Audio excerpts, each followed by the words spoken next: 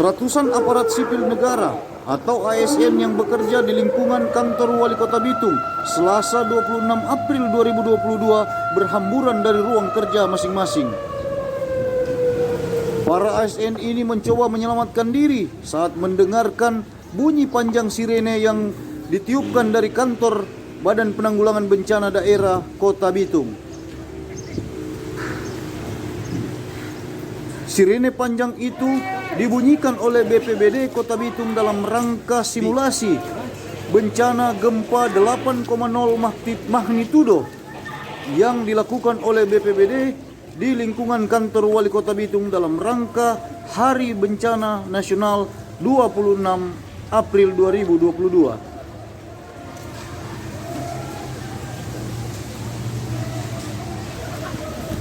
Kegiatan ini dihadiri langsung oleh Wali Kota Bitung Insinyur Maurits Mantiri MM dan Wakil Wali Kota Bitung Hengki Honandar SE beserta para kepala OPD yang ada di lingkungan kantor Wali Kota Bitung.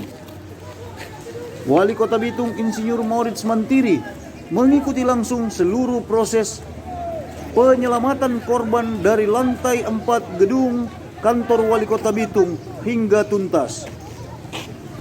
Dalam sambutannya, Maurits Mantiri mengatakan bahwa tim reaksi cepat Badan Penanggulangan Bencana Daerah Kota Bitung masih harus sering melakukan latihan-latihan agar pada saat terjadinya bencana yang sesungguhnya maka seluruh tim dari TRC BPBD Bitung sudah siap menghadapinya.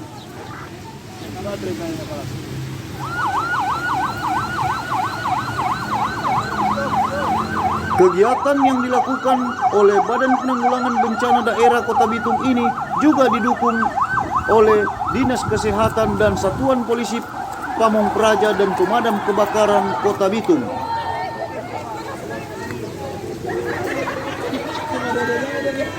Kepala Pelaksana BPBD Kota Bitung Vivi Kadeke mengatakan bahwa kegiatan ini akan dilakukan rutin setiap tanggal 26 setiap bulannya dan lokasinya akan berpindah-pindah di kecamatan maupun di kelurahan-kelurahan. Hal ini menurut Vivi dilakukan untuk semakin memantapkan tim reaksi cepat Badan Penanggulangan Bencana Daerah Kota Bitung dalam menghadapi ancaman bahaya musibah yang akan terjadi ke depannya. Para asisten yang hadir, sesungguhnya pelatihan ini kita harus biasakan tiap bulan tanggal 26. Tapi kalau hari ini dilaksanakan di kantor wali kota, besok di pusat kota lainnya cari gedung yang bertingkat, kemudian kita uji coba di pusat kota, dan perlu dirunut kembali agar kelihatan tidak seperti adegan. Ini kan kalau kita sudah paham tentang kondisi lapangan, pasti kita dengan mudah memahami apa yang kemudian kita perlukan dan jenis komunikasi apa yang perlu kita sampaikan. Kalau urutan-urutan memang kalau orang pahami di manajemen disaster ini menghadapi bencana adalah pertama memang melakukan penilaian lapangan, dan petugas yang melakukan penilaian lapangan itu paling tidak wawasannya juga sudah cukup luas, artinya ini membutuhkan pengalaman. Kedua, setelah itu paling diperintahkan adalah semua kembali ke posko paling utama. Jadi kalau kita paham tentang manajemen disaster atau manajemen bencana, selalu orang akan pergi ke posko. Orang masih ingat kejadian lalu waktu terjadi ada bencana di tanah longsor di Tandurusa, jumlah pegawai yang orang kirimkan hampir ribuan orang hanya bisa diselesaikan oleh sekitar 20 orang untuk pembersihan. Dan itu ternyata lebih hemat biayanya, kemudian tidak dan lebih lancar kegiatan aktivitasnya. Oleh karena itu kalau kita tidak melakukan latihan-latihan rutin, pasti akan ada banyak yang kemudian setelah di lapangan paling tidak terjadi tarik ulur. Siapa yang bertanggung jawab apa, kapan dan di mana itu harus clear. Itu di posko. Dalam rapat itu posko membagi tugas. Kalakas Pak Ibu Vivi Kadeke sebagai Kalaks saat itu harus mengambil keputusan dan kemudian melakukan perintah.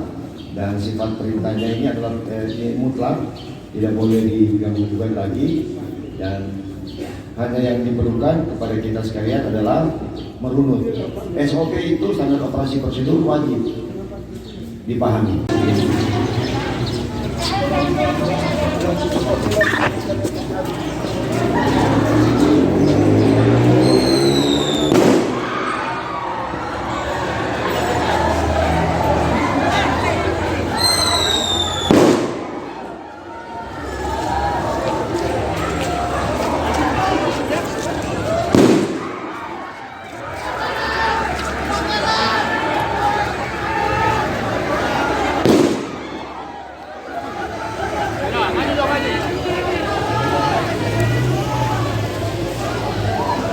Oh, mundur yo. Jen.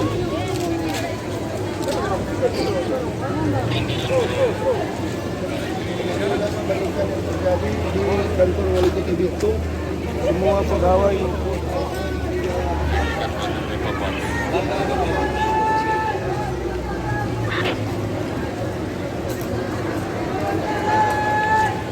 Sabar.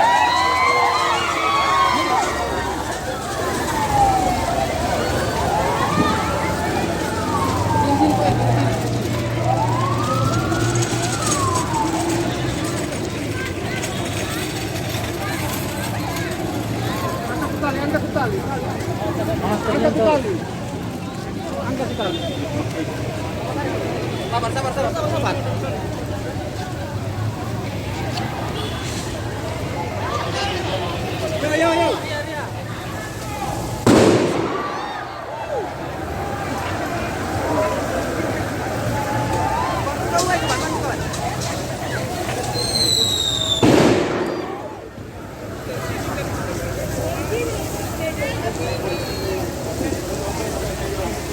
Mel.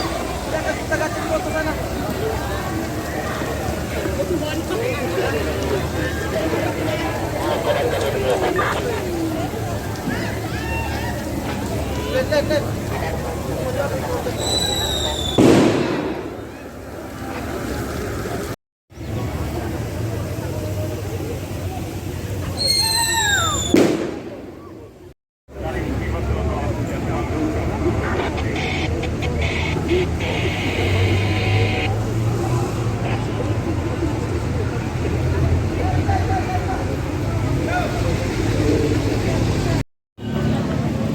Lihat.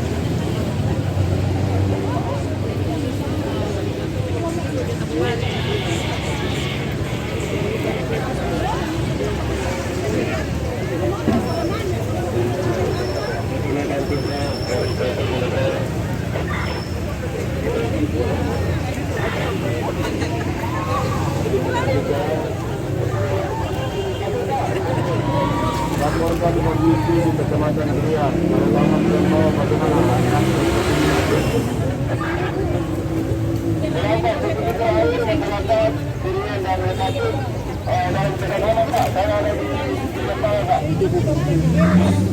Oke. Kambing kaki ini telah aman semua ya.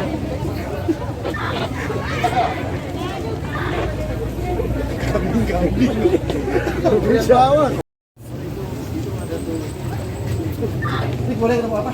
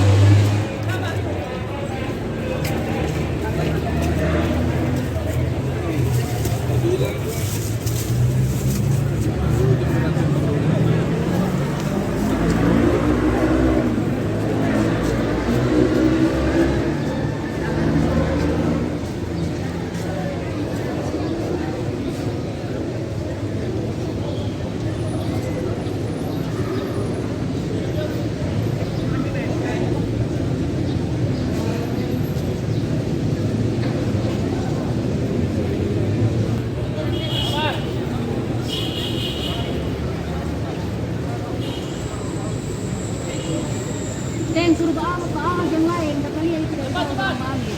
Jangan dapat lihat.